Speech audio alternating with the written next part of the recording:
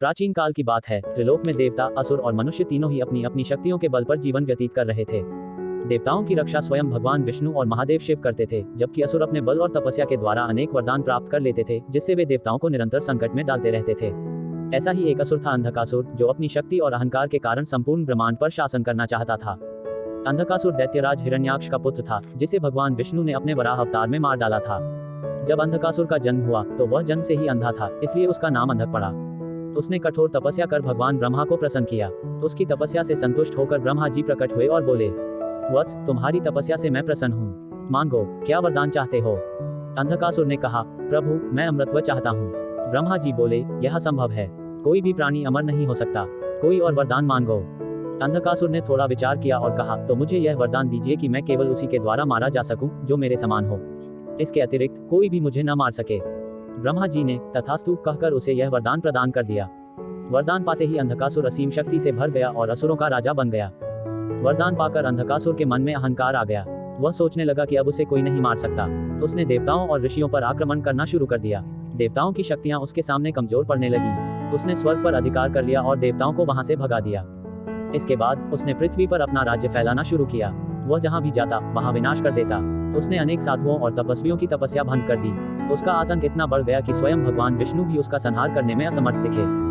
अंधकासुर को ज्ञात था कि भगवान शिव त्रिलोक के पालनहार और सबसे बड़े योद्धा हैं। उसने शिव जी को हराने की योजना बनाई। उसे पता चला कि शिव जी कैलाश पर्वत पर माता पार्वती के साथ निवास करते हैं। उसने सोचा, अगर मैं माता पार्वती का हरण कर लूं तो शिव मुझसे युद्ध करेंगे और मैं उन्हें भी हरा दूंगा। उसने अपने दैत्यों की विशाल सेना लेकर कैलाश पर्वत पर आक्रमण कर दिया। दैत्यों की संख्या असंख्य थी। उनके गर्जन से संपूर्ण कैलाश गूंज उठा। अंधकासुर स्वयं माता पार्वती के पास पहुंचा और उनसे विवाह का प्रस्ताव रख दिया। माता पार्वती इस अपमान को सहन नहीं कर सकी और क्रोधित होकर बोली, अरे अधम, तुझे अपने बल का बहुत अहंकार हो गया है। क्या तू यह नहीं जानता कि मैं स्वयं महादेव की अर्धांगिनी हूँ? तेरी यह दुष्टता तेरे विनाश का कारण बनेगी। उसी समय भगवान शिव अपने ध्यान से जागे और देखा कि अंधकासुर ने उनके निवास पर आक्रमण कर दिया है। शिव जी का तीसरा नेत्र खुल गया और उनका संपूर्ण शरीर क्रोध से जलने लगा। उन्होंने अपना त्रिशूल उठाया और अपने गणों को आदेश दिया, दैत्यराज अंधकासुर ने धर्म का उल्लंघन किया है, अब इसका विनाश निश्चित है। भगवान शिव अपने नंदी पर सवार होकर युद्ध भूमि में पहुंचे। उनके साथ वीर भैरव, वीरभद्र और अन्य गण भी थे। उधर अंधकासुर अपनी विशाल सेना के साथ तैयार था। युद्ध का आरंभ होते ही महादेव ने अपने त्रिशूल से असुरों पर प्रहार किया। उनके गणों ने असुरों को चारों ओर से घेर लिया। हर दिशा में महादेव के डमरू और रणभेरी की ध्वनि गूंज उठी। देवता आकाश से यह युद्ध देख रहे थे। अंधकासुर ने अपनी गदा उठाकर महादेव पर प्रहार किया, लेकिन शिवजी ने उसे अपने त्रिशूल से रोक लिया। अंधकासुर बार बार शिवजी पर आक्रमण करता, लेकिन हर बार शिवजी अपने त्रिशूल से उसे पीछे धकेल देते। युद्ध में अंधकासुर जब भी घायल होता तो उसके रक्त की प्रत्येक बूंद से एक नया दैत्य जन्म लेता। ये नए दैत्य भी युद्ध में सम्मिलित होकर महादेव पर हमला करने लगे। इससे युद्ध और भीषण होता गया। महादेव ने देखा कि अगर यह रक्त धरती पर गिरता रहा तो असुरों की संख्या अनगिनत हो जाएगी। तब उन्होंने एक अनोखी रणनीति बनाई।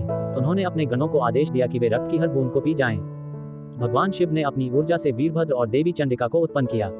वीरभद्र ने अंधकासुर पर प्रहार किए, जबकि माता चंडिका ने हर बूंद को अपने मुख में समाहित कर लिया। धीरे धीरे अंधकासुर कमजोर पड़ने लगा। तब शिवजी ने अपना त्रिशूल उठाया और पूरे बल से अंधकासुर के हृदय में प्रहार किया। त्रिशूल का वार इतना भयंकर था कि अंधकासुर धरती पर गिर पड़ा और तड़पने लगा। जब अंधकासुर को समझ आया कि वह महादेव के सामने कुछ भी नहीं है, तो उसने अपनी सारी दुष्टता त्याग दी और भगवान शिव से क्षमा मांगी। उसने कहा, हे महादेव, मैं अपने पापों से अंधा हो गया था, आपने मेरी आंखें खोल दी, कृपा कर मुझे क्षमा करें और मोक्ष प्रदान करें। महादेव करुणा के सागर हैं। उन्होंने अंधकासुर को क्षमा कर दिया और उसे अपने गणों में सम्मिलित कर लिया। इस प्रकार अंधकासुर का अहंकार समाप्त हो गया और वह महादेव का परम भक्त बन गया। अंधकासुर के पराजय के बाद देवताओं ने शिवजी की स्तुति की और उनका धन्यवाद किया। स्वर्ग और पृथ्वी दोनों ही पुनः शांत हो गए। इस युद्ध ने यह सिद्ध कर दिया कि असत्य, अहंकार और अधर्म की शक्ति कितनी भी प्रबल क्यों न हो, अंततः सत्य, भक्ति और धर्म की ही विजय होती है। इस प्रकार भगवान शिव ने अंधकासुर का वध कर पूरे ब्रह्मांड की रक्षा की और यह सिद्ध किया कि वे न केवल संहार करता हैं, बल्कि करुणा और क्षमा के भी प्रतीक हैं। हर हर महादेव।